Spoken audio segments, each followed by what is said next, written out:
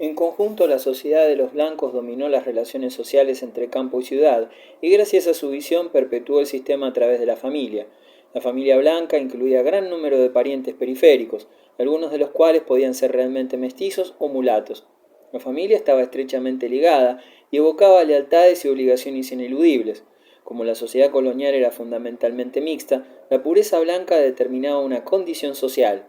Por esta razón, la corona concedió dispensas de la condición de mulato o mestizo, llamadas gracias a sacar. Pagando una cantidad de dinero, se podía obtener un documento real que señalaba que la sangre negra que un individuo podía tener se había extinguido legalmente. La administración de las Indias. En el siglo XVIII comenzó con un cambio radical en la administración del Imperio Español. La dinastía de los Habsburgo fue reemplazada por la de los Borbones. Con el cambio de monarcas vinieron aparejadas importantes reformas políticas y administrativas que, si bien retrasadas por la Guerra de Sucesión 1701-1714, se desarrollarían durante la última centuria. El énfasis de las reformas borbónicas estuvo puesto en la centralización, o sea, en la administración unitaria y uniforme del territorio, incluyendo Aragón, Cataluña y Valencia. La creación de las intendencias permitió al monarca contar desde 1718 con una efectiva fiscalización centralizada de sus dominios peninsulares. Para la administración colonial se creó un Ministerio de Marina e Indias, que absorbió algunas de las funciones del Real y Supremo Consejo de Indias, de tal modo que, a partir de 1717, este cuerpo colegiado solo tuvo jurisdicción en materias judiciales. Por otro lado, la Casa de Contratación también vio disminuidas sus funciones. Para América, la tendencia centralizadora del absolutismo borbón se manifestó en una ordenación territorial más prolija, que tendía a dejar en manos del virrey una región menor y más controlable. De este modo, al territorio americano, que en el Imperio de los Habsburgos se dividía en dos virreinatos, Nueva España y Perú o Lima, se le agregan otras dos jurisdicciones virreinales, Nueva Granada, desprendida del virreinato peruano en 1739, y Río de la Plata, desgajada del virreinato limeño en 1776. Durante el reinado de Carlos III, 1759-1788, el monarca ilustrado más sobresaliente del siglo de las luces, se inició una serie de reformas políticas, administrativas y económicas. En el plano político, una de las principales reformas fue la transferencia del sistema de intendencias a América. En el administrativo se redujo la autoridad del Consejo de Indias. El Ministerio de Marina se dividió en dos y se estableció una junta o Consejo de Estado para coordinar los programas ministeriales. En lo económico se decretó la apertura del comercio directo entre cualquier región de España y cualquiera de América, decreto de libre comercio de 1778, y se protegió a la industria española al liberar de derechos de aduana a los tejidos, cristalerías y otros artículos destinados al mercado americano. Por otra parte, una serie de productos indios, azúcar, cacao, café, fueron autorizados para entrar a la metrópoli con precios más bajos. Sin embargo, la disposición gubernativa más trascendental que tomó Carlos III en uso de facultades derivadas del patronato eclesiástico fue la expulsión de la Compañía de Jesús de todos los dominios españoles en 1767. En suma, la presencia de la dinastía francesa en España favoreció la penetración de las ideas renovadoras de la Ilustración y sobre todo la tendencia absolutista y centralizadora del Estado francés. En la España del siglo XVIII, las reformas acentuaron el absolutismo real y la persona del rey fue vista como la encarnación misma del Estado, con un poder absoluto prácticamente ilimitado. Para América, el siglo XVIII se presentó como una centuria de importantes acontecimientos, pero desde el punto de vista de su futura emancipación, el indudable valor del siglo consistió en la maduración del espíritu colonial y en general en la preparación del continente para ese gran acontecimiento político. Economía americana. La dinámica de la economía colonial americana en el siglo XVIII se percibe analizando las actividades básicas de la producción y a través de las articulaciones regionales que, en los 3 siglos coloniales, configuraron espacios económicos fundamentales.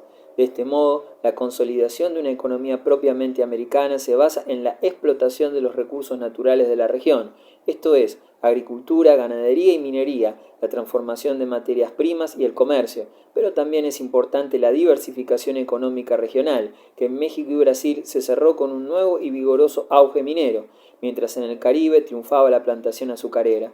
En el siglo XVIII hubo desarrollo y crecimiento de la agricultura en varias regiones americanas, especialmente en aquellas que requerían economías complementarias a la minería, como también en zonas de densa población rural, como en Nueva España, América Central y región central de Chile. Granos, verduras y frutas eran los principales rubros agrícolas.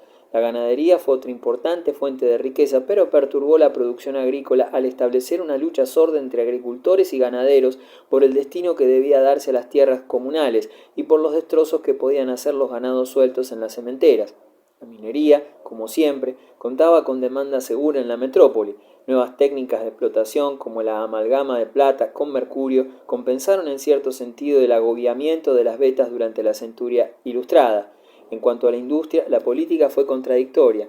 En un principio se fomentó la instalación de manufacturas, luego se prohibieron terminantemente. No obstante, la necesidad de contar con artículos manufacturados, especialmente los textiles, y con la abundante mano de obra indígena determinaron la existencia de obrajes artesanales, instalados con profusión en México, Ecuador y Perú. La política comercial en el siglo de los fisiócratas siguió apegada al modelo mercantilista y a su expresión en el monopolio comercial.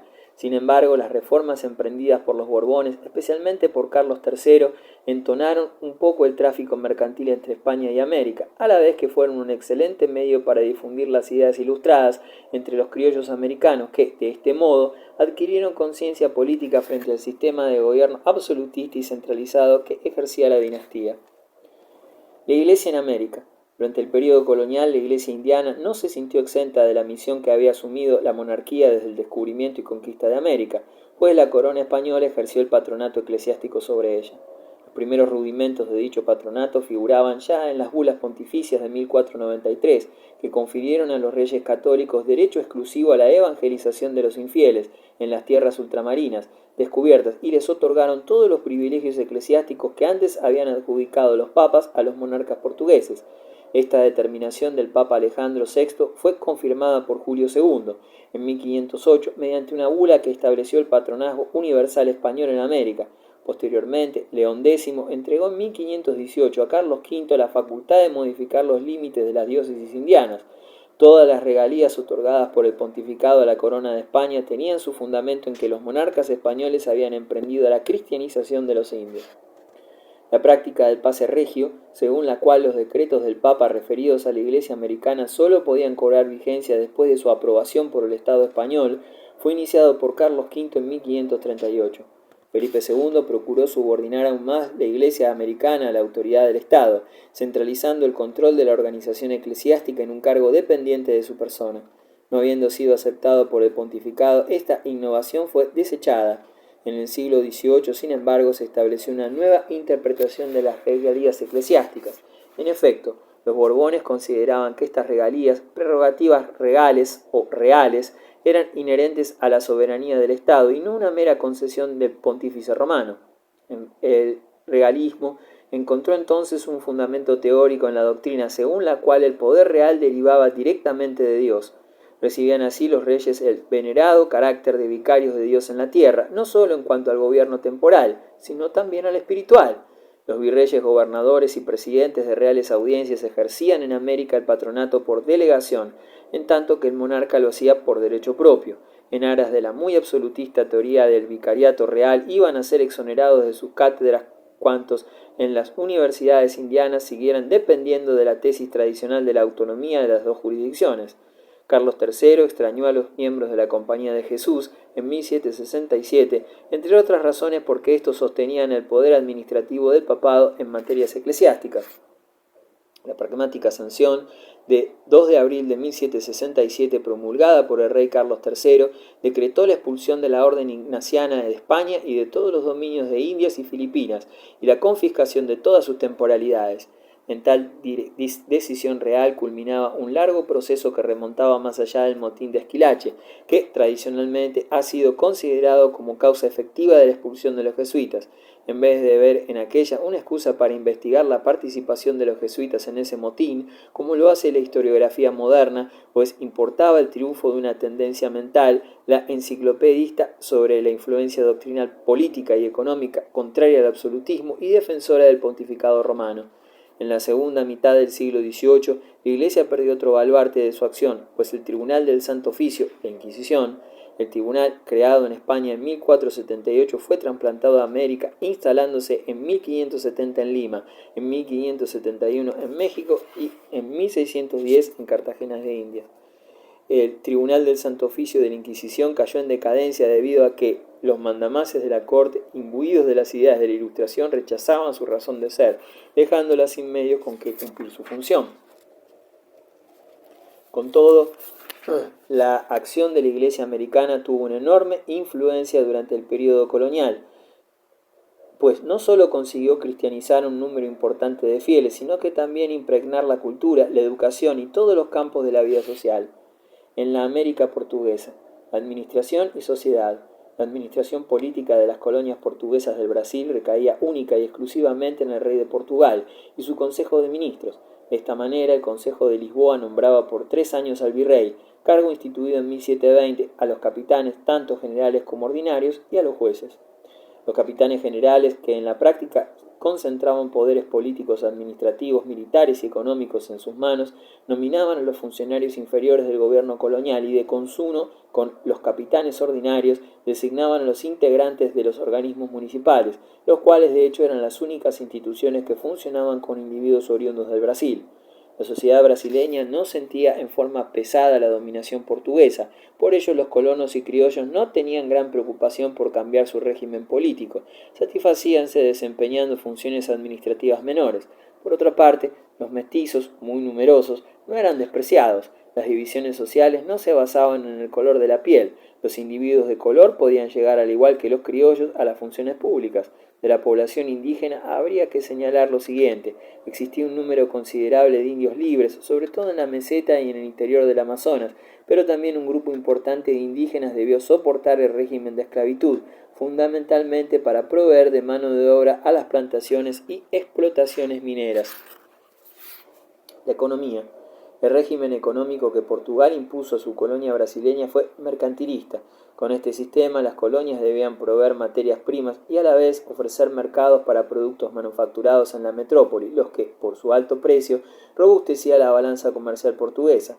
Al iniciarse el siglo XVIII, la principal actividad económica del Brasil era la agricultura, actividad que estaba completamente regulada. Los colonos tenían absoluta prohibición de cultivar viñas, olivos y morera, y se les forzaba a comprar en Portugal vino, aceite y seda. Además, la agricultura de plantación beneficiaba principalmente al Portugal, puesto que tanto el azúcar como el tabaco debían ser enviados en bruto a la metrópoli para ser transformados por los establecimientos industriales portugueses. En el fondo, el Brasil suministraba materia prima y recibía manufacturas de alto precio. Al comenzar el siglo XVIII se descubrieron en Ouro Preto, Belo Horizonte y al noroeste de Sao Paulo importantes minas de oro y luego, hacia 1725, yacimientos de diamantes en el valle del río San Francisco y en Diamantina.